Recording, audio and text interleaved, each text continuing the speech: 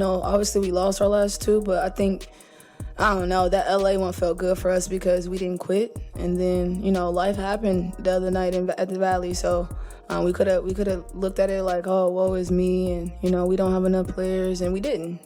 So shout out to our group for just staying confident and staying ready because, it's a professional league and we have to be ready and we can't make too many excuses about it because no one's going to hand us anything. So we might as well look at it for what it is and keep showing up. There are moments in sports when time slows down, when the crowd noise fades, the ball hangs in the air, and you just know something bigger than a game is about to happen. Tonight?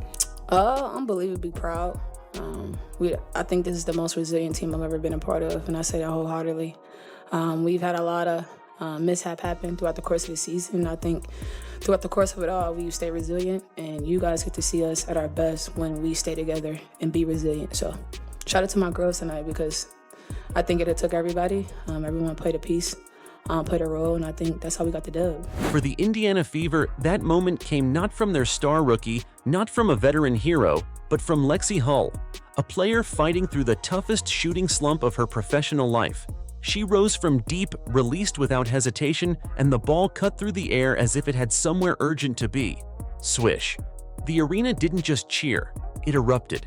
And on the bench, Caitlin Clark, sidelined with injuries, jumped up like the shot had just sealed a championship. I mean, you guys are unfortunately kind of familiar with injury updates this season, but I imagine yesterday's was probably pretty tough. Just what's the reaction been from you guys, the players, the coaches, to losing Sid and Ari? Yeah, I mean, first and foremost, just brokenhearted for them. They're two really good people that you hate to see this happen to. They've been an integral part of what we've been doing, and so hate it for them. Unfortunately, it's part of the deal, and we've got to roll with it. And we've got players in that locker room who believe in one another, players in that locker room who are as competitive as all get out. We've got versatility, and it's going to have to be on full display. So I think now it's about playing to honor them, right, and playing for them.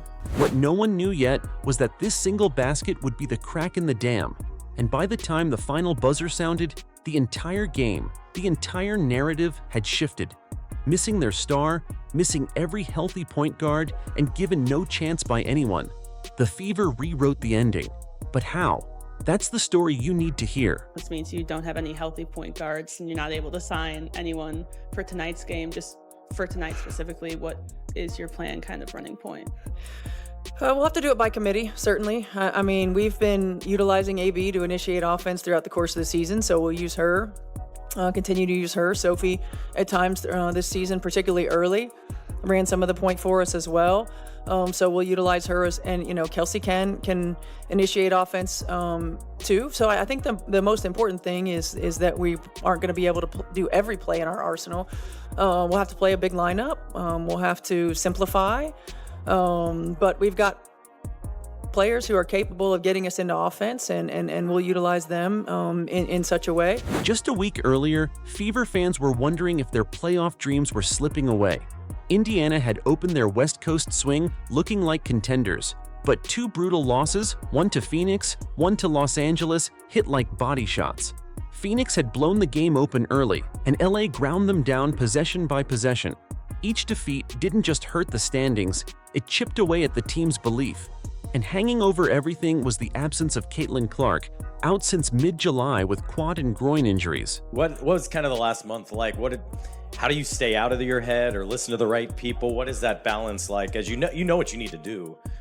Take us kind of what's that like? Yeah, I mean, I think for me, it's focusing on doing the right thing, taking the right shots, being in the right place, focusing less on the outcome of things. Missed shots happen. It's going to happen in everyone's career. And to just really focus on getting the next good one. I think that's the whole mindset. And we know we have confidence in every single person and every shot that they take. So, it's just keep shooting. The offense that had once flowed so naturally now felt uncertain, disconnected. But as bad as it looked, they hadn't even faced their biggest test yet. And then, Lexie, what was it like to finally break out of that slump, and especially on a night when when they needed you to? Yeah, I mean, it feels good. It feels good to see the ball go through the net. But I think, every game, regardless, you're making shots, you're not, it feels really, really good to have your teammates behind you. And I definitely feel that every day. And It's fun. It was fun today to get to celebrate some of those. That test came in the form of one night in Phoenix. First, veteran guard Sydney Colson landed awkwardly, clutching her knee. ACL tear, season over. Later, Ari McDonald, their lightning-quick backup, went down with a fractured foot. Kelsey obviously had to play out of position tonight. She had a season-high 8 assists. Just how did you see her embrace having to do that, embrace having to do like what the team needed tonight? Yeah, I mean, that's who she is. She just wants to play. And, I felt like we did a good job of still getting her the ball in positions that she had been getting the ball. We just try to do it, a little bit more often, and try to get it a little bit more in flow. And she let the game come to her. Her decision making has been really good. She had those 8 assists and only 1 turnover. Her shot making was really good, as it always is, and we know that she's going to create a lot of gravity because of what she does on the offensive end. And she did a really good job of picking her moments, and finding her teammates when she needed to. 2-point guards gone in a single game. In any league, losing your floor generals is devastating. They're the ones who set the pace, calm the chaos, and turn broken possessions into baskets. Without one, you scramble. Without 2, you're staring into the abyss. And the worst part? The WNBA's trade deadline had already passed. Help wasn't coming. She is her own worst critic. She's a perfectionist. She wants everything to go right all the time. And, it was nice to see the ball go through the net for her and for her to play with such confidence. I mean, for us, we believe that every time she shoots it, it's going to go in. But for her to finally feel that and see that and play with so much confidence, it's big for us. We need her. She always does the little things that don't show up on the stat sheet, but when she knocks down shots, we're a different team. The Chicago Sky saw their chance. After dropping every meeting with Indiana this season, they finally had the upper hand. A Fever team battered, undermanned, and without a single natural point guard. Lexie, that final 3-pointer kind of felt like the perfect end of that night. Just if you could just talk to me about the celebration, how much of a relief that was for you, just kind of to punctuate it like that. I mean, it's fun. That the crowd was behind us today. It's fun to walk out of the gym on a high note and on a make. And yeah, I mean, I saw the time going down, so I was trying to pull out my inner Kelsey Mitchell. The narrative was already being written. This was the night Chicago got its revenge. But what the Sky didn't see was that Indiana had been building something all season, something no injury report could measure, a bond.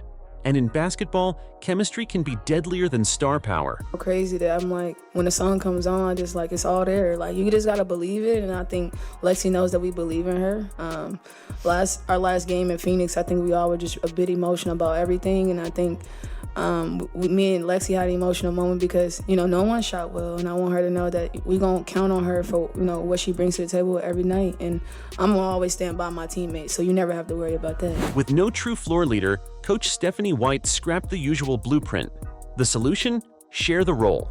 Aaliyah Boston, Sophie Cunningham, and Kelsey Mitchell would split ball handling duties. Yeah, I mean, I'm proud of this group. I think we've shown all season long, like they're resilient. They're connected. They pull for each other. They enjoy one another. They celebrate one another, and that stuff alone is good for 10 to 12 points a game. And for this group, the way that they share the ball, how unselfish they are. I mean, I'm really proud of them. It's not been ideal circumstances all season long, but they've shown the character of who they are. They've been resilient. They've responded to adversity, and they continue to elevate one another. And I couldn't be more proud of this group than I am at this moment. The pace would slow, the sets would simplify, and the lineups would grow bigger to offset the missing quickness. It was a calculated risk. When everyone's a little bit in charge, nobody can afford to make the first mistake. Against a hungry Chicago team, one stumble could mean the end. But instead of tripping, the Fever started running. For Lexie Hull, the fight wasn't against Chicago. It was against herself. The numbers were brutal. 2 for 25 from deep over her last few games. Every miss felt heavier than the last, and the fear of another brick began to creep in before the ball even left her hands. Her teammates kept believing, kept reminding her she was still the shooter they trusted, but confidence isn't something you can just talk back into existence. It takes one moment, one spark, to set it free. Midway through the game, that moment arrived. The ball swung to Hull beyond the arc. No hesitation. She rose, released, and for a heartbeat, the world seemed to pause. Then the swish came, clean and loud, and the building exploded. On the bench, Clark's smile looked like she'd just watched a season-saving play. Hull didn't just score, she broke through. From then on, she played like the slump had never existed, knocking down 4 of 6 threes, dropping 17 points, and finishing a game-high plus 22. The scoreboard reflected it, but her teammates' celebrations told the real story. Kelsey Mitchell's challenge was different. Her career had been built on scoring, not running an offense. But desperate rosters create new opportunities. She had to become both the attacker and the architect. Early on, it was awkward. The urge to shoot battled with the need to set up others. But slowly, she found the balance, carving up Chicago with passes when they expected shots and burying shots when they braced for passes. 8 assists, 1 turnover, and still efficient scoring. She wasn't just adapting, she was thriving. Chicago had no answer. Play her to pass? She scored? Guard her shot? She found the open cutter. Mitchell's ability to toggle between both kept the Sky guessing and guessing wrong for 40 minutes. In games like these, unpredictability is a weapon, and Mitchell wielded it like a pro. While Hull and Mitchell grabbed headlines, Aaliyah Boston quietly owned the paint. Her rebounding kept possessions alive, her defense turned would-be layups into contested prayers, and her post touches gave Indiana balance. Sophie Cunningham played the glue role, hustling for loose balls, setting tone-changing screens, and irritating Chicago's offense just enough to throw them off rhythm. Every player had a lane, and every lane was wide open. Coach White had preached it all season. We're building this with people who lift each other up. It showed. Hull's teammates kept feeding her even during her slump. Mitchell's shift to point guard came with total trust from the rest. It's easy to talk culture when you're winning, but when your depth is gutted and the odds say you're done, that's when culture proves itself. When the horn sounded, the scoreboard was almost hard to believe, 92-70. A 22-point win without your star, without a point guard, against a rival desperate for payback. 4 wins out of 4 against Chicago this season. The league took notice.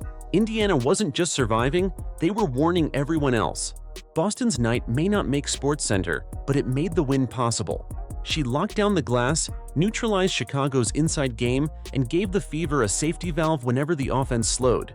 Sometimes the biggest contributions are the ones that let everyone else be great. Cunningham's hustle is the kind you only notice if you're looking for it. Diving to save a ball, sprinting back to stop a fast break, getting under a scorer's skin without crossing the line. Those plays don't fill a box score, but they tilt a game's momentum. And momentum is everything. This wasn't just a patch job win. It was a rehearsal for playoff basketball, where depth and adaptability matter as much as talent. If Indiana can beat a hungry team by 22 without their best playmaker, what happens when they're at full strength? The rest of the league should be asking the same question.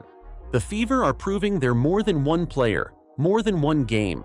They're building a blueprint for sustainable success, a system that can withstand injuries, adapt to matchups, and win in more than one way.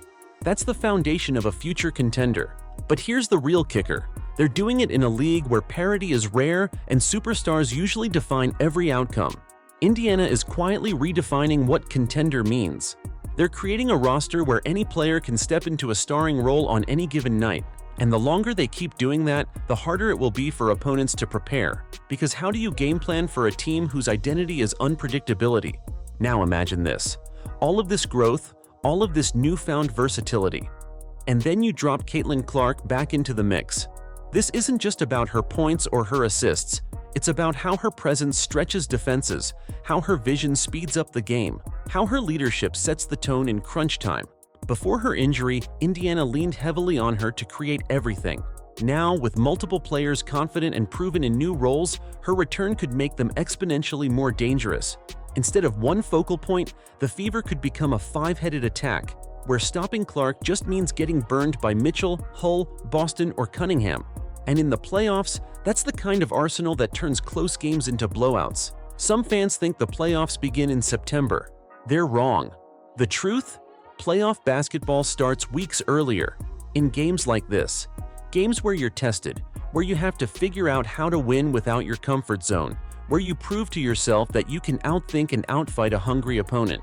This win against Chicago wasn't just about adding another W to the standings. It was about proving they can manufacture solutions under pressure. When the playoffs arrive, the Fever won't be a team hoping to survive the first round. They'll be a team expecting to make noise. And if you've been watching their body language, you can see it. They're not satisfied. They want more.